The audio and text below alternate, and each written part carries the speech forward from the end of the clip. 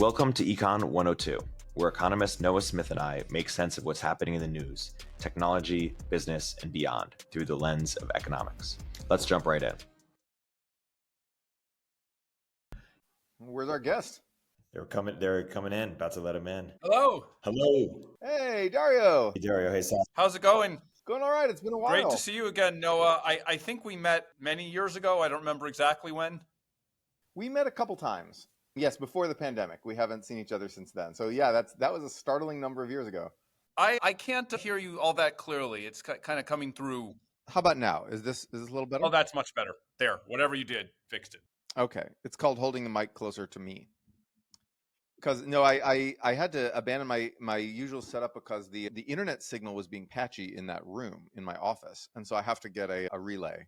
But until I do, I'm just podcasting from my couch. We have a running joke at Anthropic, actually goes back to other companies I've worked at, that I've had to use on almost every podcast, which is we'll solve AGI before we solve video conferencing. And I think it's going to be literally true. I think it's not a joke. Maybe the AGI can tell us how to solve the video conferencing. Yes, but the AGI will come first. Dario, we haven't met face-to-face yet, but I'm very close friends with Yasmin from Spark, who's been singing your praises for years and let me know about how big Anthropic was going to be years ago and put me on to you guys. So it's great to chat and have you on.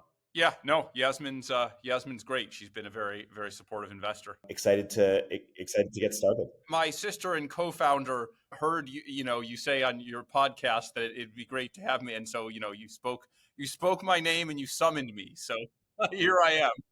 We summoned you into existence.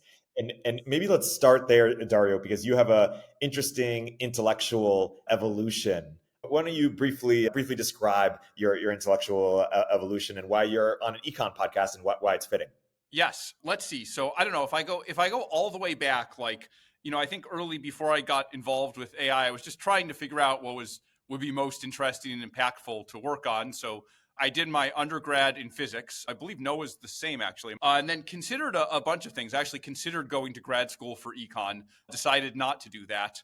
Went to grad school for computational neuroscience and biophysics. I was very interested. I considered AI as well, but at that time, I just didn't believe that the AI of that day was all that interesting or had made all that much progress on important problems in intelligence. And so I figured I'd study the one object in the universe we know of that is at least sometimes intelligent, the human brain, and so worked on that, worked on basically networks of biological neurons and trying to understand what was going on in them, which turned out to be a very difficult task because, just the biological access and the physical measurement, let alone even getting to the analysis, just turns out to be a very, very difficult task, and spent most of my time on that and very little of it making tiny bits of progress on trying to understand, the actual algorithmics of what is going on inside the human brain.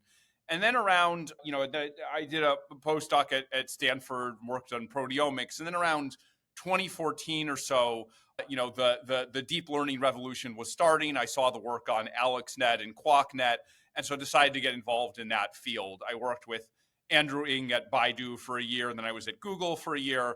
Then I joined OpenAI very shortly after it started, was there for about 5 years, developed a lot of the ideas around scaling laws, helped build some of the early GPTs, as well as inventing the RL from human feedback method, along with others that would eventually be used to produce some of these commercial chatbots. And then left around the end of 2020 to found Anthropic, and have been running Anthropic ever since. Here's a question. In general, there's an econ podcast. We like to talk about a little more of the econ side than the pure tech side. But yeah, so is Google the Bell Labs of the artificial intelligence age? Because they produced the research that led to modern deep learning and transformers, et cetera. And they didn't really manage to commercialize it very well, kind of like Bell Labs. And they funded it from their, IT monopoly, kind of like Bell Labs. And then, a bunch of interesting people worked there and then sort of went off and started companies, like eventually the Fairchild people did from Bell Labs. Do you think this is an apt analogy? Yeah, I mean, while nothing is ever a perfect analogy, I certainly think there's something to it, right? When I was at Google, I mean, for many people there, they thought of it as a kind of continuation of their academic careers, which was, the same as Bell Labs, an industrial environment that has many things in common with an academic environment, except that it has kind of more resources to make things happen. And so, people were working on a lot of things, right? The transformer, which is kind of one of the key inventions that drove the field, that was one of maybe 100 things that were being worked on. And if you went high enough up in the organization, there was no reasonable ability to distinguish between that and the 99 other things that were being invented. It was like it was let 1,000 flowers bloom. And it was I think during that time that I first started having ideas around things like the scaling hypothesis, that hey, we needed to take some of these innovations, we needed to really scale them up, and we needed to put them together. And in theory, Google was the best place to do that. They have like the biggest clusters in the world. They have, a lot of kind of talented engineering staff. They kind of had all the ingredients, but the Google machine was organized in a certain way. It was organized to do search. I don't think it was necessarily organized to kind of put all these pieces together and scale up something radically different from what had been done before, from what the business was about. Right, like Bell Labs wasn't set up to invent computers and give everyone a computer. It was set up to like wire going up. Yeah, Exactly. It was a telephone company. Yeah. And so, I mean, I can't speak to Google. Obviously now they've, in addition to inventing all of in addition to inventing all these amazing things, they're one of the 4 companies that has, that has the frontier models. They're, both a partner to us and a competitor to us. I know many people there. They're super, super smart. But I think you're right that there was a period where if they had kind of, if they had been able to put together the ingredients in the right way, they could have been the only game in town. And for whatever reason, it didn't go that way. well, that segues into something else that we're thinking about. The idea of talking to you actually came from another podcast we were doing, where I was mostly talking about the economics of like internet businesses, and then Erik came out with some kind of pessimism on the business of AI, and was like, questioning whether how much of a moat AI companies have. Obviously, this is incredibly relevant to Anthropic, and other companies that we call startups, but they're already pretty big. And yeah, so tell us how you think about the business moat of AI companies. Yeah, so I will say I'm going to separate this a little bit into 2 branches. I will say it's a little hard to separate some ideas and questions around the scaling hypothesis from the business questions. So like let's consider the branch where kind of the scaling hypothesis is true in some very strong form. And then let's consider the version where it might be somewhat true or not true at all. In the version where it's true in some very strong form, I've probably laid this out elsewhere in public, but this is the version where you train a billion, you've trained $100 million model now, and it's about as good as like a good college freshman or something, and you train $1 billion, it's as good as an advanced undergrad. You train a $10 billion dollar model, and it's as good as like a top graduate student. And then when you get to your $100 billion model, it's as good as a Nobel Prize winner. And then you just take that model and you put it to work for basically everyone, right? It becomes your coworker, it becomes your personal assistant, it helps with national security, it helps with biology. And I think in that world, like that system and the products built on that system just become a very large fraction of the economy. There's still a question of like, well, where do the returns go, right? Do they go to NVIDIA on one side? Do they go to the AI companies on the other side? Do they go to downstream applications? And there, the pie is so big that to first order, my answer is yes. They go to all of those places. Right, but okay, think about solar power. Solar is obviously going to be absolutely immense. And the more energy we need, the more solar there will be. And yet, it's hard for me to name you a solar company that makes a bunch of profit. It is a very commoditized product, even though there's plenty of innovation involved. But yet, there's no branding, there's no network effects, there's no lock-ins of anything. It's very hard for any solar company to make a profit on this thing that is radically transforming our entire world in front of our eyes right now. And so I'm not 100% sure that just the fact that like everything will be booming as it is in solar right now will lead necessarily to profits being captured by companies, but I'm certainly open to the idea that it will be. I just, what do you think will be the source? Why will AI turn out different than solar? Yeah. So I think 2 points here, and I'll get to what you're saying because I think it's an important question in most worlds. Maybe I'm just making the point that this is like if the scaling hypothesis is correct, this is going to be like really, really big, right? And so big that even if only 10% of the profits go to this part of the supply chain or that part of the supply chain, it's still really, really big. Like you make the pie big enough and that becomes the most interesting question.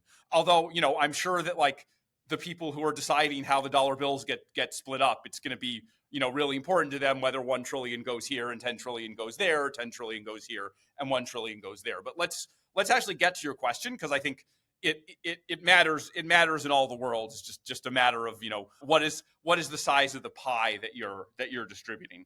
First of all, I think on the model side, and again, this is dependent on the scaling hypothesis. If we're building 10 or $100 billion models, there is not going to be probably more than 4 or 5 entities, maybe a couple like, state-run players will get involved as well who build these. So we're looking at something that looks probably more oligopolistic than it does monopolistic or fully commoditized.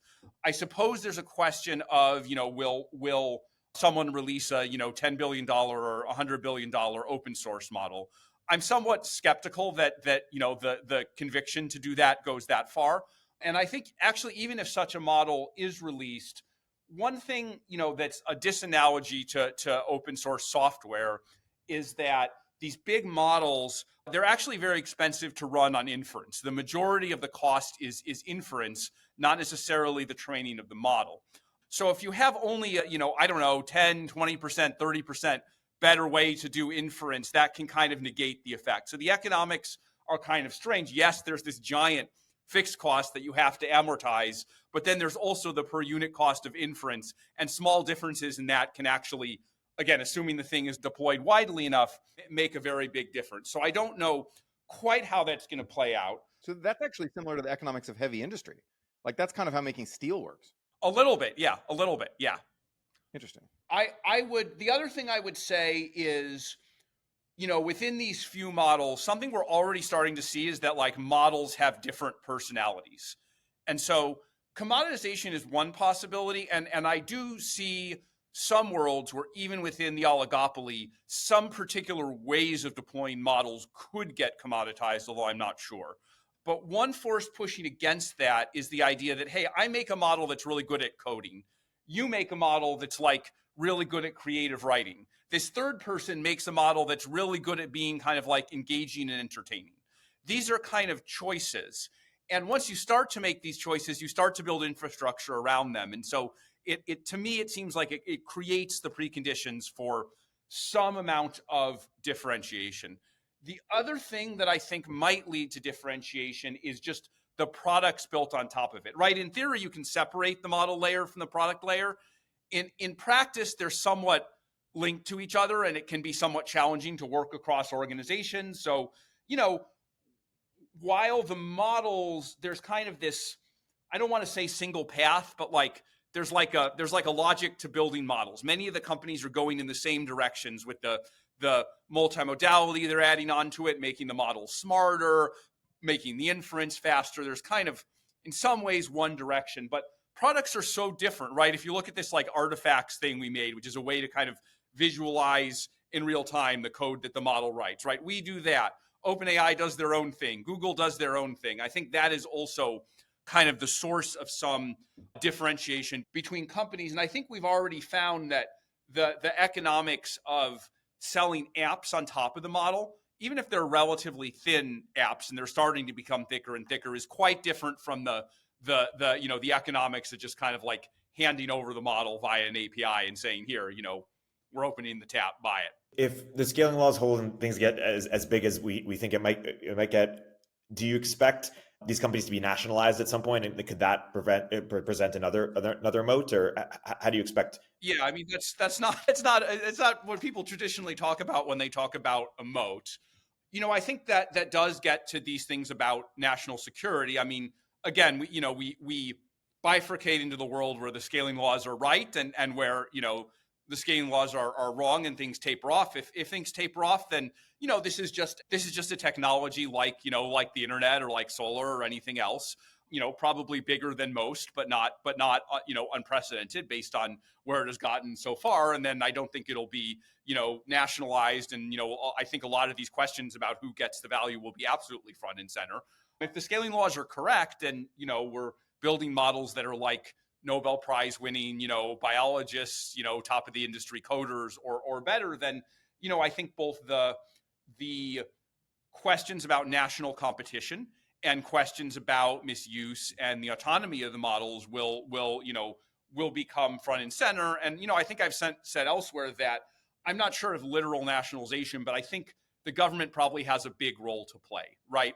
We could get to the point where these models are, one of the most valuable, perhaps the most valuable national defense asset that, the United States and our allies has. We'll want to care a lot about them being stolen by adversaries, about whether adversaries can keep up, about whether we can deploy them as fast as adversaries can. I just think of a, model that can, integrate all the intelligence information across, that the United States or one of its allies receives, or, coordinate all of our military or logistics operations. That sounds really quite powerful. So did you think that Leopold put it pretty well in his discussion of China versus US in terms of AI? Yeah, I mean, I think Leopold's essay was super interesting. There's a lot of it that I agree with. It's maybe a shade further towards kind of the nationalization perspective and the national security perspective than I would necessarily go. But my view is, I would say, not particularly far from it.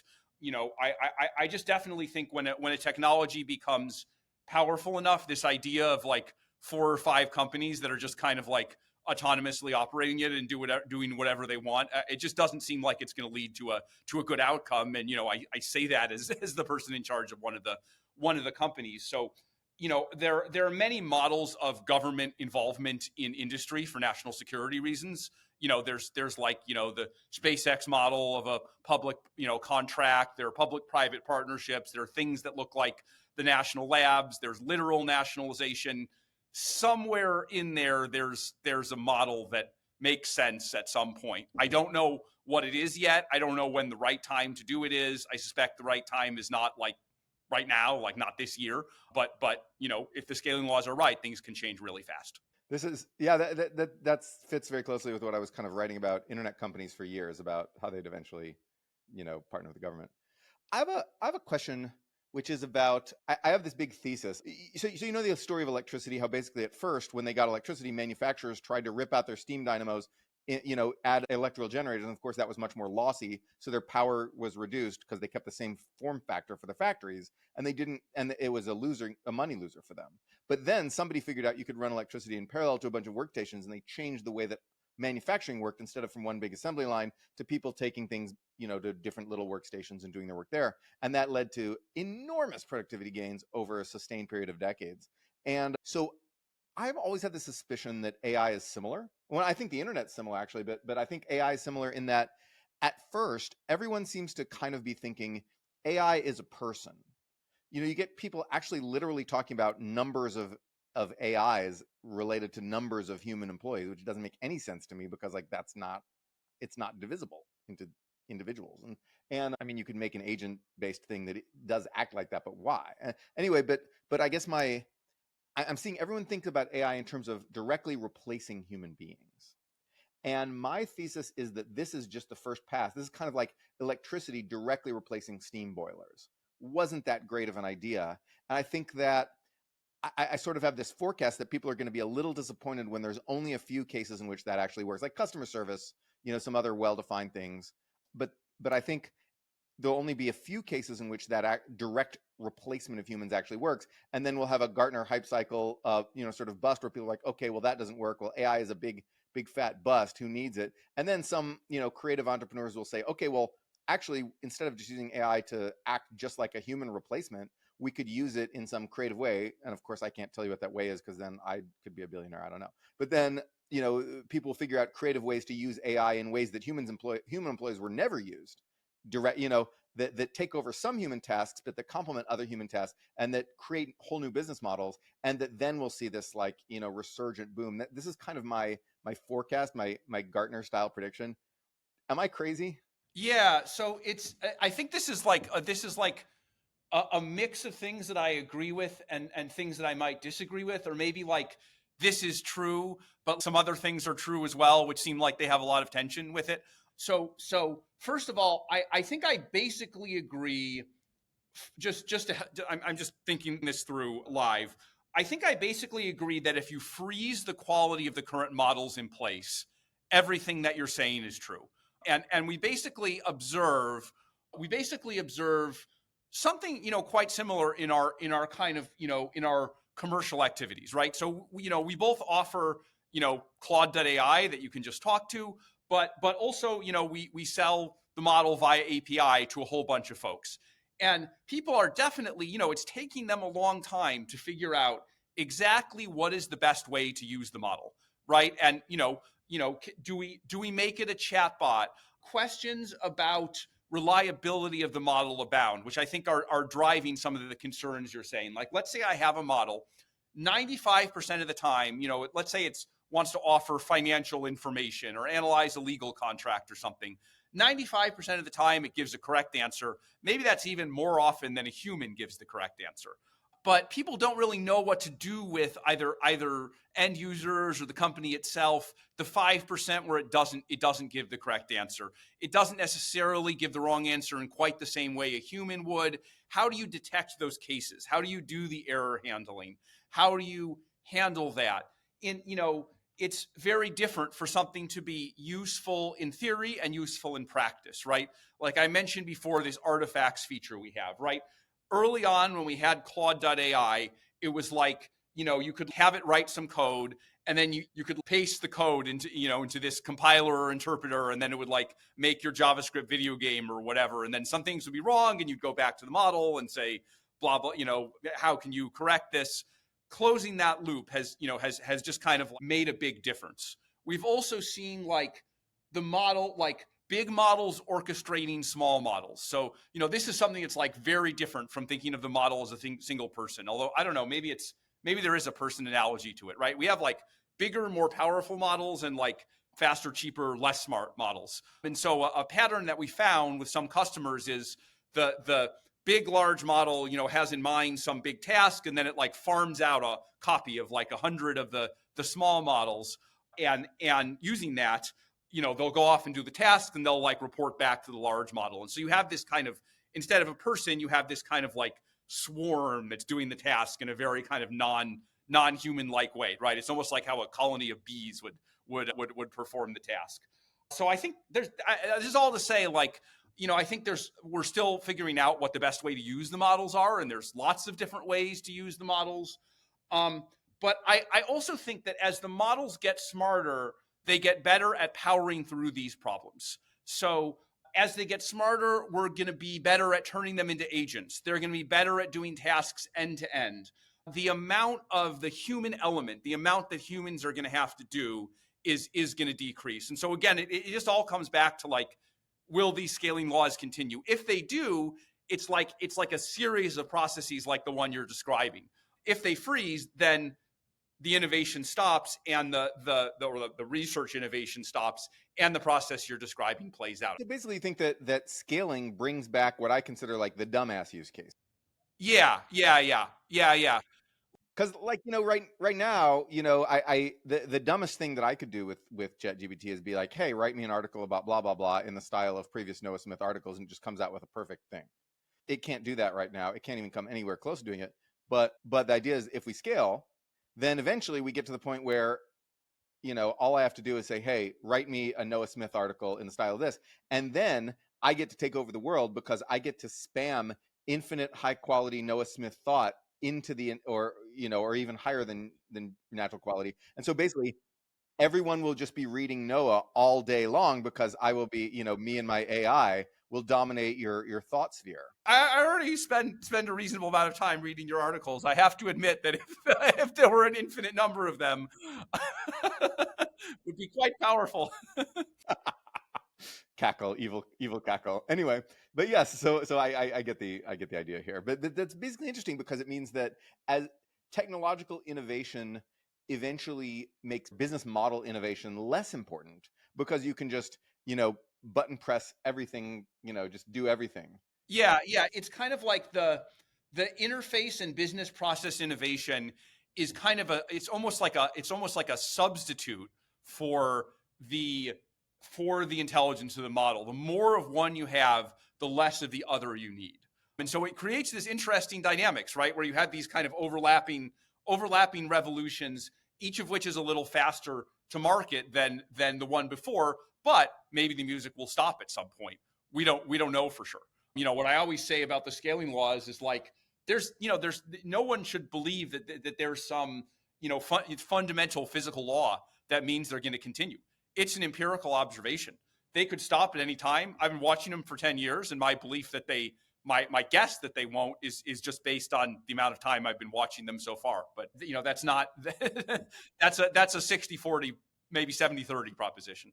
The trend is your friend till the bend at the end, as they say. I've never heard that phrase, but that would indeed be correct. And what would change your perception there? What would change your odds there?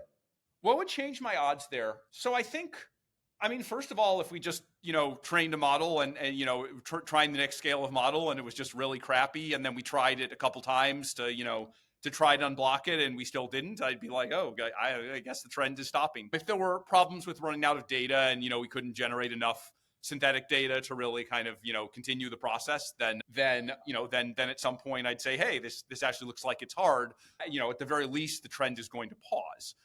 May or may not stop, but that's what it might happen. It's still my guess that those things won't happen, but this is a profoundly non-trivial question.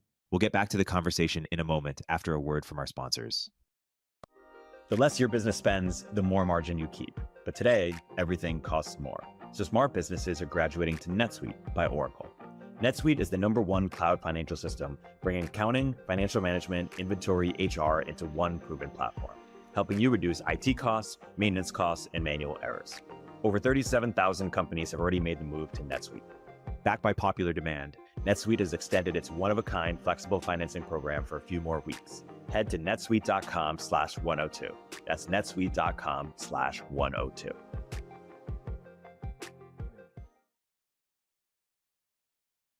Fast forward to the end of 2024. Think about your goals. What can you do right now to give yourself the best chance of succeeding? If learning a new language is on your list, you absolutely need to check out Babbel. Babbel offers a range of learning tools, self-study app lessons, live classes, and even podcasts, which have always been my favorite way to learn. Studies from Yale, Michigan State University, and others continue to prove Babbel is better. One study found that using Babbel for 15 hours is equivalent to a full semester at college. Babbel isn't just a game to kill time and make you feel like you're learning a language. It's not overly academic or rigid either. It's all about learning language for the real world. Babbel stands out because it's designed by real people using a modern conversational teaching approach. It's not always easy, nothing worth doing ever is, but it's straightforward and designed to help you start speaking in just 3 weeks. With Babbel, I was able to brush up on my intermediate Spanish to ramp up for travel to Argentina last year, and was able to set clear goals based on how much time each week I wanted to practice. Join millions of Babbel language learners across all age groups. Here's a special limited time offer for our listeners. Right now, get up to 60% off your Babbel subscription, but only for our listeners at babbel.com/econ102. Get up to 60% off at babbel.com/econ102, spelled BABBEL.com/econ102. Rules and restrictions may apply. All right, Eric, I think you're up. Ask a big question. Dario, how much do you worry about arms races? How much of a contributor are they to your overall AI risk picture? And do you worry more about US versus China or competition between firms? Yeah. So I don't know. There's kind of no rule that says we have to be in a situation that has like a single right answer or a good answer. So there's different things I'm concerned about, right? I'm concerned about, what's come to be called safety, although that's kind of like a weird term. I divide it into kind of the autonomous behavior of AI systems, which I think is not a big issue now, but as soon as we make agents and systems become autonomous and they're also smarter, then I'll be more worried about it. And that might happen fast in line with the scaling laws, and also kind of misuse of the models. And so that maybe, distributed misuse, proliferation. And so that points towards, hey, we have to be careful in how we do this. We have to make sure that we, have the right checkpoints, measure for the right risks, don't go too fast.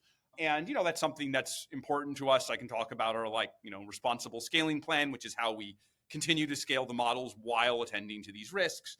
And then on the other side of it, there's something which, I think Noah has written a lot about, which is the renewed competition between the US and China. I read your article on Cold War II. As a descriptive picture of what's happening, I think it's really correct. Whether we want it to happen or not, I don't know, and it may be irrelevant. It seems to me that it's happening.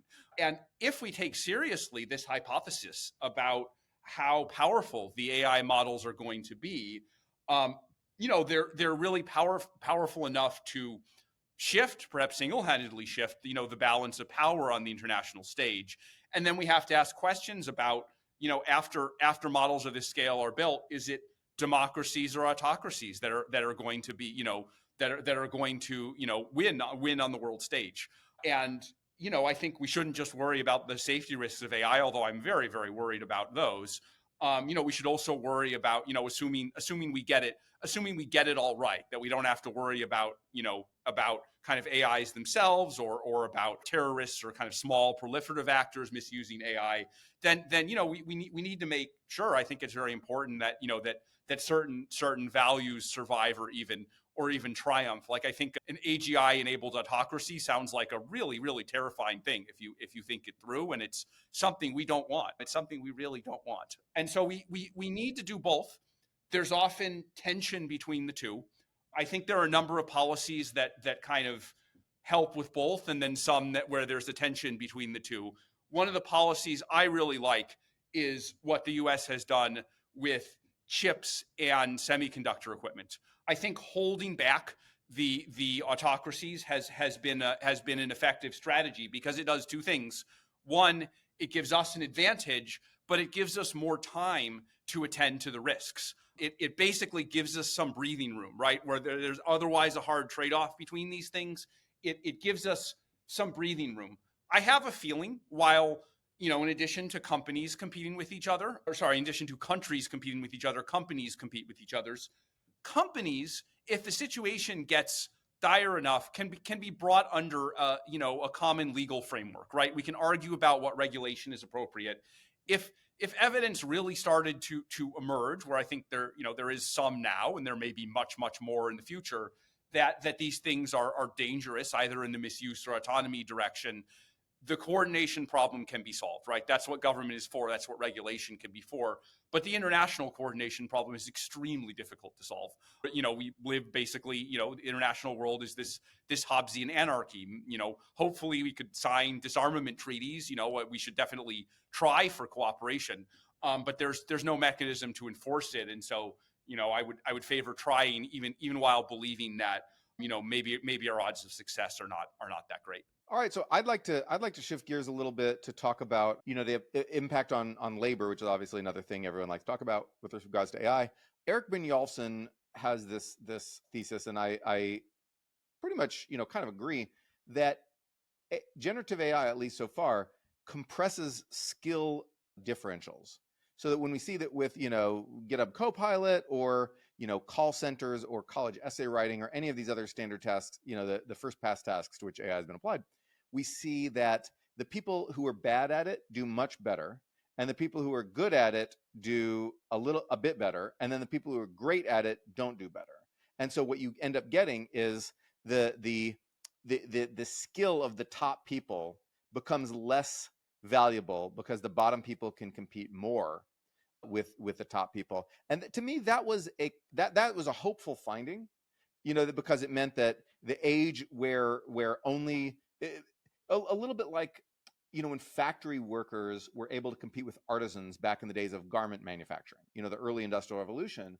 I said, okay, well, it's a machine tool for the mind. It's like, now you can just have some schlub from a village in like North England make cloth that's as good as the best artisan, or at least 90% is good for 10% of the price, right? And so then and at that point, you compress the skill return distribution, and then maybe that could fight inequality. Do you have any thoughts on this thesis? Yeah. So I think in terms of, again, I always separate things out into, kind of eras. I think in terms of what we're seeing now, my perspective absolutely matches that. It's just interesting to see, for example, as the coding models get better, that some of the most skilled programmers that I've worked with in many previous models said, this just doesn't help me very much. Like this isn't very useful to me. Now, finally, occasionally, say with Claude 3.5 Sonnet, future models probably will also be true of other models that come from other companies. They're starting to occasionally find more use of the models. But I definitely think it's the case. If you look at something like GitHub Copilot, it's been a leveler, and I also agree that it's a good thing in that. If we look at kind of the era of the internet, it's had. I mean, you guys would know more than I would, but it's had this kind of aggregating effect where it's like everything becomes global. News, music, writers, and then there become these very large returns to like superstars, and that kind of drives growth, but it also drives a lot of inequality. And so I think I think it's a good effect if there's this leveling. Unfortunately, again, as the scaling laws continue, that may only be one era. There may be another era where the AI models start to do what kind of everyone can do. Actually, then they may be sort of a leveler as well. And actually, I actually agree with something I think you said recently, Noah, which is that comparative advantage is still going to be really important. So I think even if we had our if AIs were much better than humans at coding, or even, better than humans at biology, it's just surprising. Even if some small fraction of the task continues to be done by humans, like it's just remarkable how adaptable humans and the economy are at kind of reorienting themselves around the part of the task that humans can still do, right? Like even if 90% of the code is written by AI, humans will get really good at the other 10%. And then even if 100% write it, well, you're still speccing out the design, you're still connecting it to everything else, you're still writing the product, you're still, there's surprisingly many things. And so I think comparative advantage is going to endure longer than people think, even in these crazy scaling worlds. I don't think it'll endure forever. Again, if it goes on long enough, and if some complementary things are built, there's no reason that it can endure or be a significant factor forever. But I think it'll go on a lot longer than people think. We'll get back to the conversation in a moment after a word from our sponsors. This episode is brought to you by WorkOS. If you're building a B2B SaaS app, at some point your customers will start asking for enterprise features like SAML authentication, skim provisioning, role-based access control, and audit trails. That's where WorkOS comes in, with easy-to-use and flexible APIs that help you ship enterprise features on day one without slowing down your core product development. Today, some of the hottest startups in the world are already powered by WorkOS, including ones you probably know, like Perplexity, Vercel, Jasper, and Webflow. WorkOS also provides a generous free tier of up to 1 million monthly active users for user management, making it the perfect authentication and authorization solution for growing companies. It comes standard with rich features like bot protection, MFA, roles and permissions, and more. If you are currently looking to build SSO for your first enterprise customer, you should consider using WorkOS. Integrate in minutes and start shipping enterprise plans today. Also, one thing I probably could have been clear about in my post about comparative advantage that I wrote, it got a lot of attention, but I think one thing I could have made clearer was that in a world where the sort of upstream constraints on AI are the same as the upstream constraints on humans, then we're in trouble. Comparative advantage or no, we're kind of in trouble because both are fighting for energy. Simple explanation: if data centers take away energy from growing food and food gets more expensive, then people get mad, and that's bad for humans. But in the world where where the upstream constraints are different. So I think most people think about the capabilities, the downstream, complementarity and substitutability. But I was talking about the complementarity and substitutability of production factors. So, for example, if most of the energy, if most of the effort in making AI, if the biggest bottleneck is not energy but ability to manufacture sufficient compute, then I think we're okay, because then it's basically like. And my example was there's one of Mark Andreessen and then there's one of Mark Andreessen's executive assistant. There's only one of each. There's a different idiosyncratic constraint on those two, those two factors of production, if you will. And so similarly, I think that comparative advantage is likely to be better for us if the bottleneck in AI, resource-wise, is more about compute than about energy. And I should have been a little more explicit about that. But do you basically agree with that? Like, what do you think about that? Yeah, I think that makes sense. You're sort of saying like if the just to use a somewhat ridiculous analogy, if the AIs are Cylons and the process of making and growing them is very similar to that of humans, then we're in trouble. But if if it's a server farm somewhere where the inputs are totally different, then we're fine. I think I haven't thought deeply about that. That sounds pretty plausible. That sounds pretty plausible to me, at least at first blush. Again, if we're in a world where like AI is like reshaping the world and the whole way that the economy is designed, that's kind of like, at the end of the scaling curve, then we could be talking about something different. But like, no, if the normal rules of economics, kind of apply, I think they will for a while, then this sounds very sensible. Thanks. Also, as for the sort of hyperscaling world, now, by the way, the stuff that we're talking about, I can show you a paper where basically it shows all these models, and our intuition basically pretty closely matches what you get when you write down a simple model of stuff. And yes, there is the world in which scaling and capabilities, the world does exist in these models, and it kind of works kind of like you think. But my other question is, does it make sense to think about a world of incredible abundance where AI is so good that it gives us amazing biology and amazing manufacturing and amazing every single thing that we could want, just gets 10x better, 100x better, whatever. And yet human beings themselves are impoverished. What are the cases in which we have to worry about a world of radical abundance in which humans are utterly impoverished? Yeah, let me maybe take the two parts of those one by one, because the world of radical abundance, that's what we're hoping for, right? I talk a lot about the risks, again, both the autonomy and the kind of misuse in national security. And sometimes people get the impression that it's like, oh, I'm like a doomer. I think all these bad things are going to happen. No, my perspective is more that like, by default, I think really great things are going to happen. And I'm obsessed with the bad things because they're the only thing standing between us and all these great things happening, right? They're the only thing that can derail it. So I'm just totally obsessed with like, finding the blockers and like destroying them. So first of all, yeah, the world of radical abundance, like I think a lot about biology because I used to be a biologist. And I think we're really underestimating what is possible. When people look at AI and biology, certainly 10 years ago when I was in the field, the attitude was, look, the data we get from biology is of questionable quality. There's only so much of it we can get.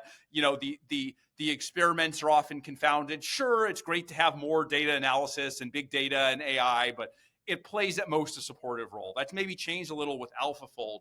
But my picture, of course, and I don't know, maybe this goes a little bit in what you think of as a replacement pitfall, but is the AI models kind of serving the role of a biologist or a co-biologist? If we think about what's really advanced biology, like it's really disproportionately a few technologies that kind of power everything, right? So like genome sequencing, right? Just the ability to like read the genome, fundamental to like, most of modern biology, right? More recently, CRISPR, the ability to edit the genome, right? Fundamental to many experiments where we want to intervene in animal experiments, starting to become important to, pharmaceuticals and curing diseases, although there's a while to go and, it needs to be more reliable. There are a lot of other techniques that are needed. I think if we get AI right, it could like increase by 10x, maybe 100x, the rate at which we invent these discoveries. So if you look at CRISPR, it's basically, the assemblage involved comes from the bacterial immune system. And, this was known for like 30 years, but, connecting it to the idea that you could use gene editing, how you could do it, that you needed to add these other elements to it. There was no reason you couldn't have done it 30 years ago. It took 30 years to invent it. And so I think if we can, greatly increase the rate at which these discoveries happen, will also greatly increase the rate at which we cure disease. And, the way I think about it is, could we have like a kind of a compressed 21st century, right? Could we make all the progress in biology and that we were going to make in the 21st century using, AI by, kind of speeding things up 10x? And if you think of all the progress we made in biology in the 20th century, and then, kind of compress that into 5 or 10 years, to me, that's the upside. Like, I think that might literally be possible. And, diseases that have been with us for millennia, we could cure, and of course that would do great things to productivity, would increase the size of the pie, extend the human lifespan. So all that's great. That's what I'm hoping for. That's what hopefully we're all hoping for. Humans ending up impoverished. I mean, I guess the easiest bad story would be, okay, well, all this huge wealth is created, right? We get like, double-digit GDP growth in the developed world, and but it doesn't.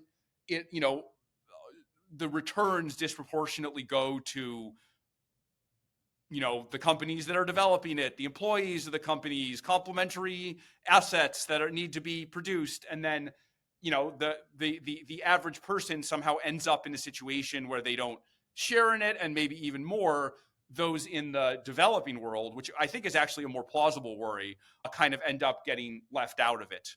The extent to which, when you think about people being left out of a growing economy, I think that's happened a lot more between countries than it has happened within countries, although it's also happened within countries. So I guess that would be the easiest way to do it. Within countries also, countries have a history of redistributing, but we haven't been as good at, say, redistributing to sub-Saharan Africa as we have within the United States, because there's no governmental entity that has the jurisdiction to do that. That's an aspect of the problem I think people don't really think about a lot, is effect on other countries. But possibly that would take us too far afield. Erik, do you have more?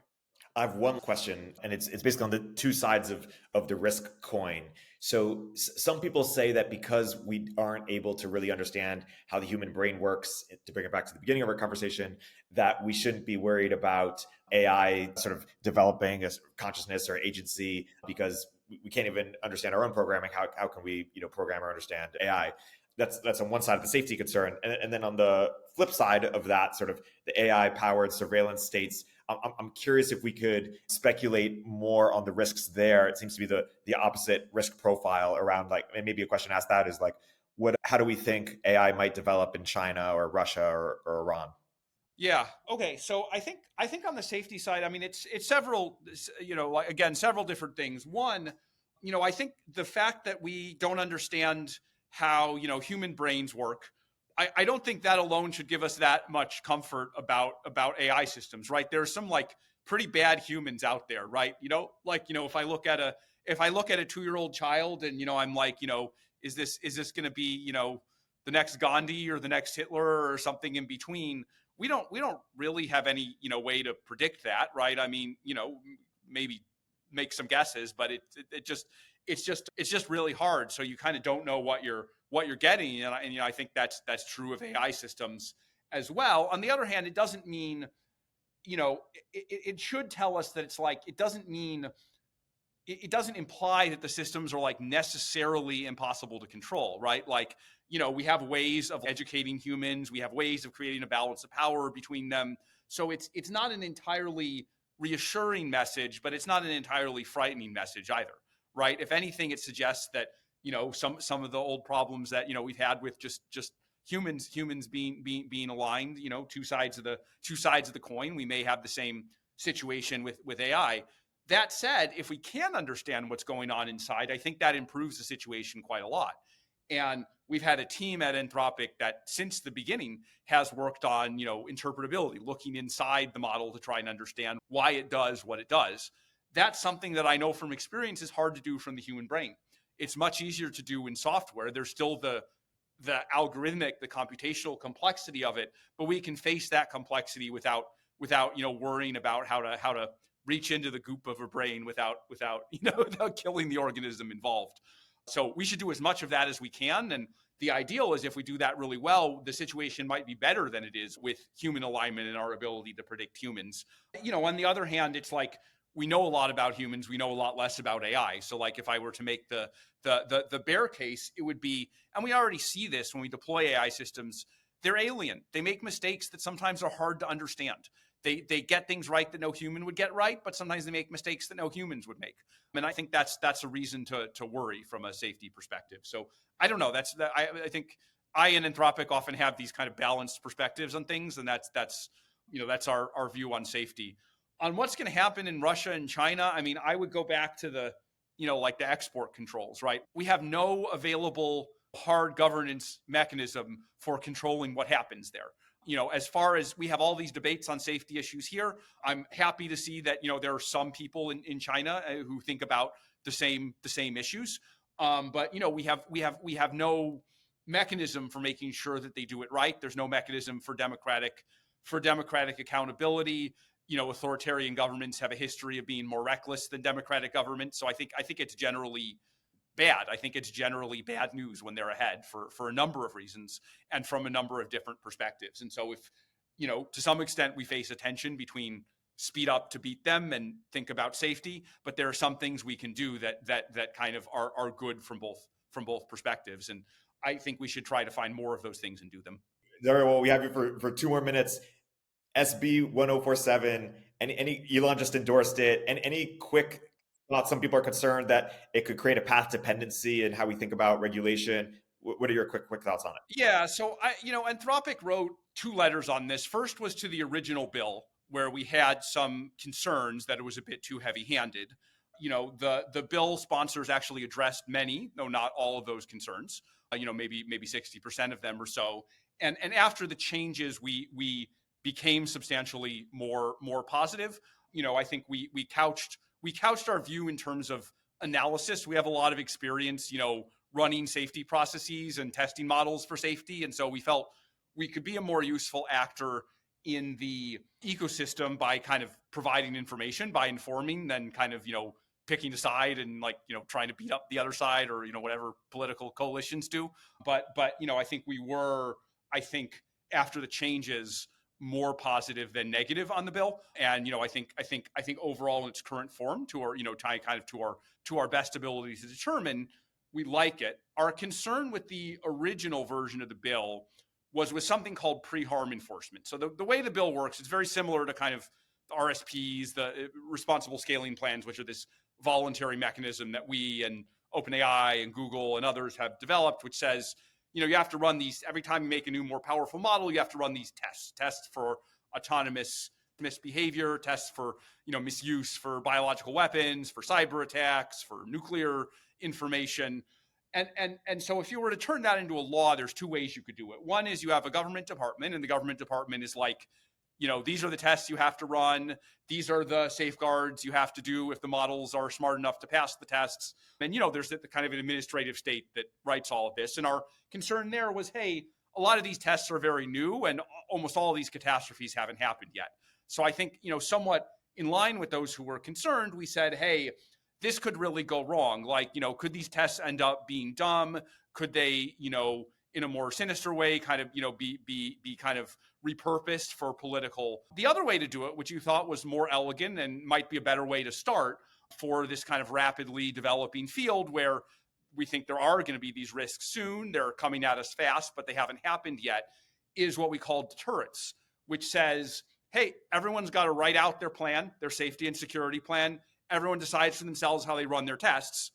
But if something bad happens, and that's, not just AI taking over the world, but, just could be an ordinary cyber attack. If something bad happens, then a court goes and they looks at your plan and they say, well, was this a good plan? Was it person reasonably believe that, you took all the measures that you could have taken to prevent the catastrophe? And then the hope is that there's this kind of upward race where companies compete not to be the slowest zebra, right? To prevent catastrophes and not to be the ones to be held liable for the catastrophes that happen. So opinions differ. many people obviously are still against the new bill, and I can understand where they're coming from. It's a new technology. It hasn't been, we haven't seen these catastrophes. It hasn't been regulated before, but we felt that it kind of struck the right balance. Time will tell if it passes, or even if it doesn't pass. Probably it's not the last we'll see of regulatory ideas like this. And there was another reason why we thought we could best contribute to the conversation by saying, hey, here are the good things about it. Here are the bad things about it. We do think that as amended, the good things outweigh the bad things. This is an ongoing conversation. And this kind of bill wouldn't make you move operations out of California. Yeah, that was the thing that was most perplexing to me. There were some companies talking about moving operations out of California. In fact, the bill applies to doing business in California or deploying models in California. Moving your corporate headquarters, for better or worse, change your status vis-a-vis the bill. So, honestly, I'm surprised the opponents, didn't say, oh, this is scary because it applies, because it applies anywhere. And that was a reason why we really wanted to make sure that outweigh the costs, which we do feel. But anything about, oh, we're moving our headquarters out of California, this is going to make us, that's just theater, that's just negotiating leverage. Like it bears no relationship to the actual content of the bill. Got it. Actually, can I ask one more question? Do we have time for me to ask one more quick question? Yeah, I'm happy to keep talking. At some point, Sasha's gonna interrupt me and tell me to stop. But I'm happy to keep talking until she does that. Well, I have one more question, which is in terms of alignment. Most people think about how do we make an AI-based world in which humans do well, in which things are good for humans. I think a lot about how do we make a AI-based world in which things are good for rabbits. Because I really like bunnies and they've got kind of a raw deal from the universe, but like a rabbit in the wild will live only 1.5 years on average, but then a rabbit in captivity will live comfortably for 10 to 14 years.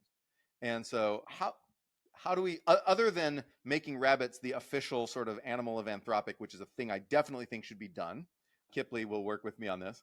Other than that, how can we create a world where things are good for bunnies in a world of super AI? Yes. So I don't know. I thought about some similar things. So I have a horse, and the way I would describe horses is that they're kind of like gigantic rabbits in their behavior and just in their they're like prey animals, but like you really want to protect them. Like they really create this protective instinct in you, and you want to make sure that like they have a good life. I don't know. I guess the way I would think about it is if we thought about the AI correctly, like hopefully, we've created some general principle of, you should be kind to like less powerful beings. And so it means that, humans should be kind to rabbits and horses, and AIs should be kind to humans. And hopefully also the AIs would be themselves kind to rabbits and horses as a generalization of that, right? That we would have some the AI, the combined AI human, ideology or picture of the world would be based on some kind of protection of these creatures. I kind of suspect that to if we ever built benevolent, powerful AIs, they might look at us a little as we look at the rabbits and horses, and that we're a little helpless and kind of cute and need to be protected. All right. Well, I definitely think more attention needs to be paid to the rabbit alignment problem. Actually, that was one of the only science fiction short stories I ever wrote, was about a future where AI just decided it had to protect bunnies and other small fluffy animals, and would occasionally like blast any humans who it thought might potentially threaten them. Yeah, no, you're too close to the rabbit. Like this is your last warning. Space laser's coming for you. That happened. That did happen. Well, it was great to see you again. Yeah, really great to see you again. I've really enjoyed your essays, particularly on just kind of like the international and national security situation. I basically have the same view, and in fact, think that these issues are even more important because if I'm right about the scaling laws, there's this there's this enormous technologically disruptive revolution that's happening at the same time. It feels a little bit like the atomic bomb being built during World War II or something. I mean, maybe that's an overly dramatic analogy, but I think it highlights those issues even more and creates some tensions that we have to navigate. So I'm very concerned about it, and your analysis has been helpful to me in thinking the issues through. I appreciate that so much. Econ 102 is a podcast from Turpentine, the network behind Moment of Zen, In the Arena, The Cognitive Revolution, and more. If you like what you hear, subscribe and leave us a review in the App Store. You can keep up with both of our Substacks for written analysis of the topics we cover in the show at noahopinion.substack.com and eriktorenberg.substack.com. Thanks for listening.